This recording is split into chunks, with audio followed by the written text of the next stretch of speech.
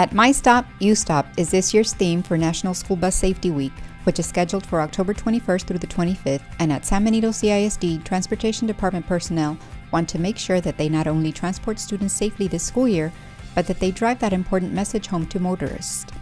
The department employs personnel to keep the operations running as smoothly as possible, making sure students are transported safely on a daily basis. Director of Transportation Rolando Monsiváis explains that not just anyone can get behind the wheel, and personnel must meet strict requirements. The requirements for school bus driving have changed over the years. A school bus is now considered a commercial motor vehicle. As such, a driver must possess a commercial driver's license. In addition, there are requirements for at least two endorsements, one called a passenger endorsement, which allows that individual to be certified to carry more than 15 individuals in one vehicle. And then an endorsement which came up probably more recently in our industry called the safety endorsement. It's the S endorsement. In addition, employees attend routine training related to safety and evacuation measures. Being a Transportation Department employee is no easy job. School personnel start the day as early as 4:45 in the morning, and some staff members end their day as late as midnight or later, depending on extracurricular activities, according to Departmental Secretary Norma Carrizales. No one realizes what goes into this. I'm here bright and early and phones are ringing by 4:45. If a driver is out for any reason, we've got to cover that route. If we have a breakdown, we got to get it done. We do what we got to do. We don't really have time to think about things. Our goal is to get the kids safely and on time to schools and home. Despite the workload, the goal of team members is always safety, and bus drivers must be ready to adjust to adverse weather conditions.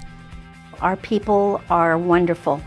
They not only drive safely, our goal has always been, and it still is to get our kids, all our students, to school safely and on time. Bus drivers realize they are carrying precious cargo, and as such, treat children as their very own. Our drivers are parents, and they treat the kids as if they were their own. Bus drivers are the first ones to greet students with a smile at the beginning of the day and the last ones to offer students a cordial goodbye at the end of the day. And that makes for a very rewarding job for bus drivers such as Arturo Padilla, who's been on the job for 6 years. I've seen these children. I mean, as they've been on my bus the last 6 years, and I've seen them being from little pre-Kers now, and they're teenagers, and I'm actually seeing them grow up every year, and I see how they're maturing and how they're changing, and it's rewarding. It's rewarding to see. It's just almost like seeing my children as they grow up. Padilla can relate to some of these students as they share similar interests that remind him of his own childhood. I see the same activities that I got enjoyment from. I see the students doing, and many times they're in the bus and they're talking, and I overhear them, and I'll get in the conversations, and I say, hey, I used to do that. Yeah, I raised a hog. I raised 3 hogs when I was in FFA. Padilla and his fellow bus drivers understand the importance of being up to date on training and attending weekly safety meetings, and make it a point to take advantage of these learning opportunities. We have DPS certification, and we have refresher. Like we just had the in-service here, week before school started, and we had DPS in here. We had about a 4 or 5 hour session with them, and basically they bring us up on any new laws, any new regulations, whether it's the buses, whether the laws, traffic laws, just bring us up to date, make sure we're aware of the changes that the legislature has enacted. At any given day, the district has 10 buses going to a football game or other outside school activity or event. The department counts 100 buses, including regular and special needs buses. They also have 20 special need bus routes and 50 regular bus routes.